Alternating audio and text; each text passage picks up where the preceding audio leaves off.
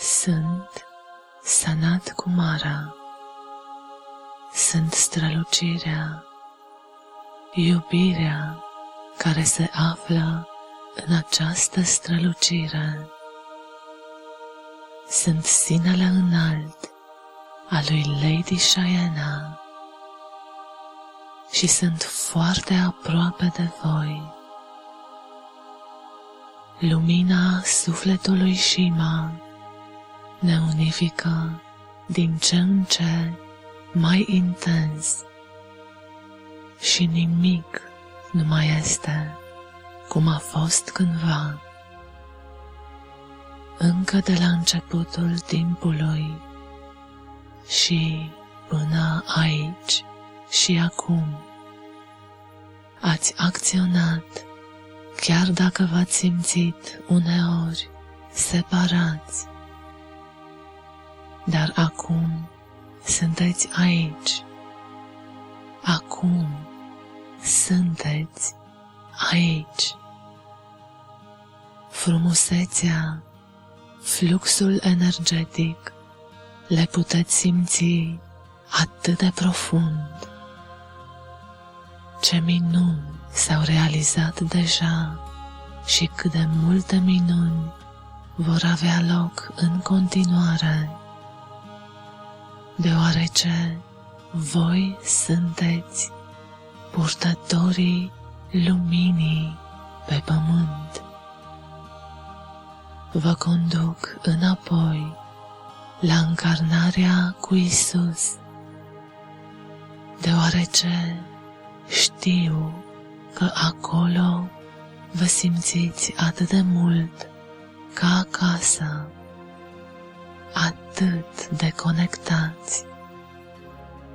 A fost o încarnare extraordinară pentru voi și urmele iubirii din acea perioadă v-au adus până aici. Amintirile s-au trezit și sunt vii. Acest sentiment de a-L reîntâlni pe Isus, de a pătrunde în minunea care a fost pentru voi, este o grație. Mergeți cu energiile lui Sanat Kumara, respirând profund.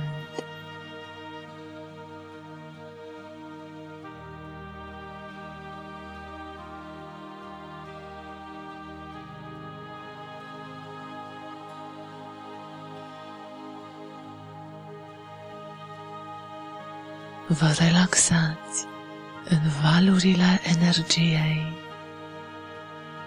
Vă abandonați și simțiți cum lumina din voi se expansionează și devine din ce în ce mai puternică.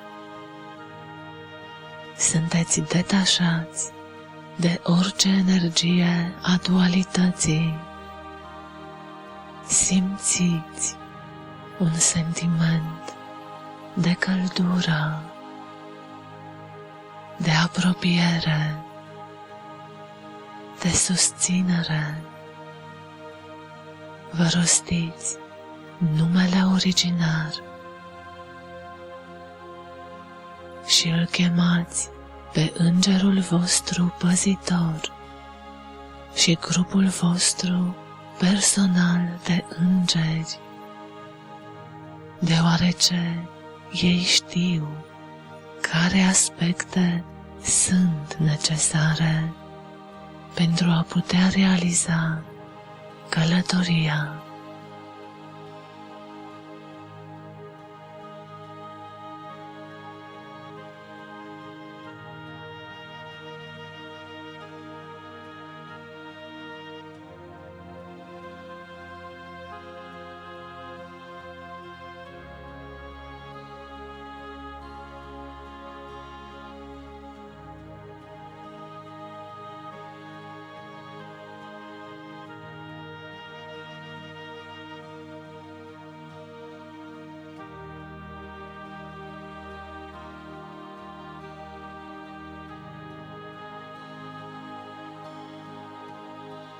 Aceasta este realitatea divină,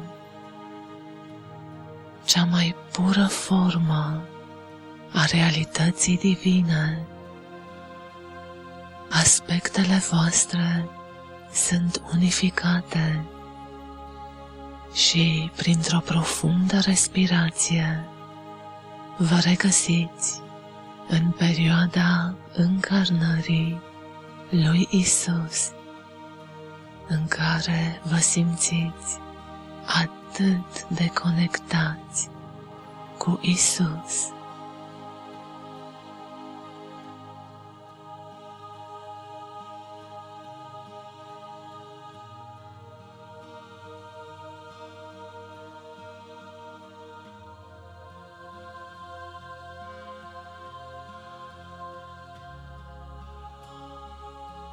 Sunt cine sunt, cine am fost mereu și voi fi mereu.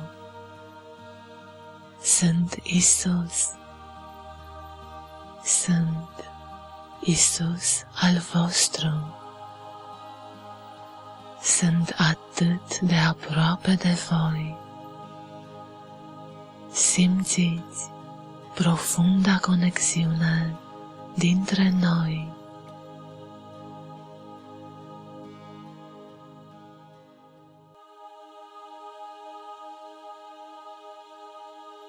Voi sunteți purtătorii luminii, purtătorii făcliilor și eu voi oferi o făclie fiecăruia care mă caută.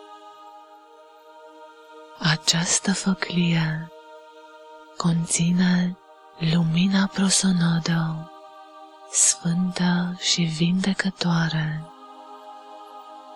mântuirea.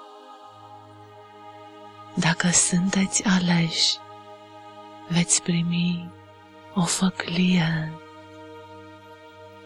Împreună ne vom aduna cu făcliile luminoase pentru a umple toate încarnările și epocile cu această lumină. Nu trebuie să călătorim în fiecare epocă în parte. Cuvintele și intenția profundă vor realiza acest lucru. Rostiți pentru voi cuvintele: Dumnezeu este în mine.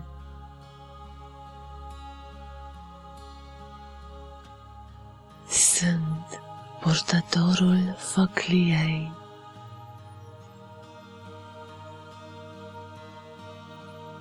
Port sunetul creației lui Dumnezeu, Tora Antaria.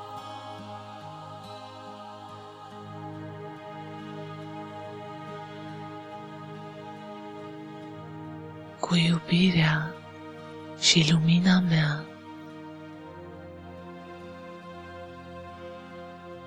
port făclia în fiecare epocă.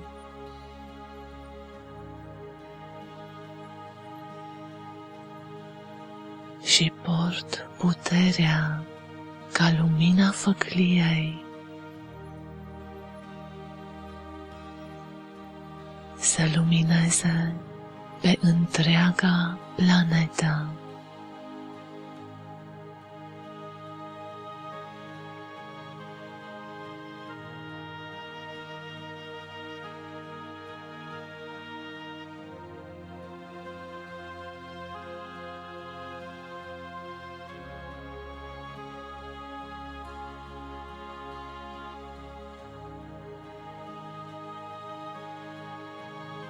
Cu sunetele El Ahai, acum, împreună, vom elibera făcliile aprinse iar lumina vindecătoare își va găsi calea în toate epocile.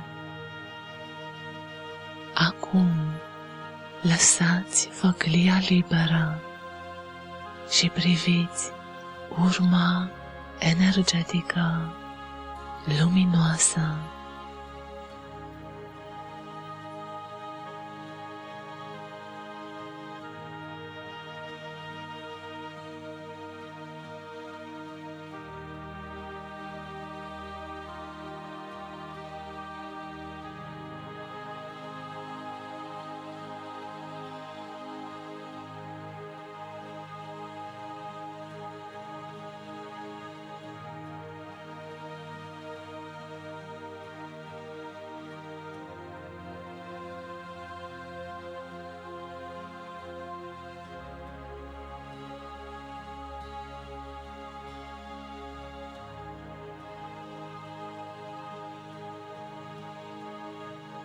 Iisus vă oferă o nouă făclie luminoasă care radiază în cele mai frumoase culori.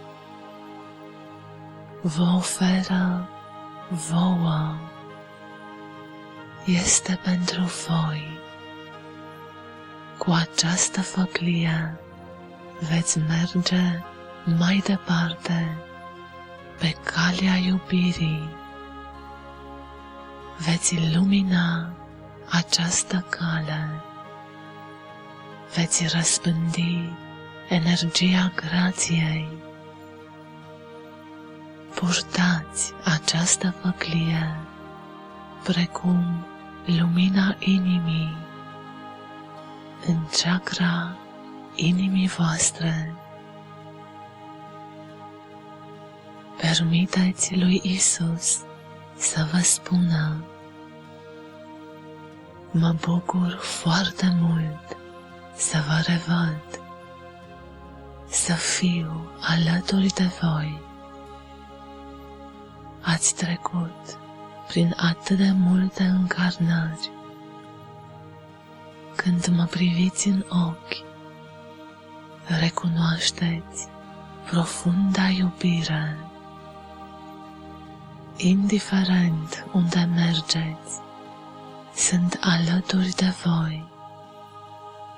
Eu, Isus, împreună cu Îngerul vostru păzitor, vă aduc aspectele înapoi în structura voastră de lumină și ancorez făclia luminii în inima voastră.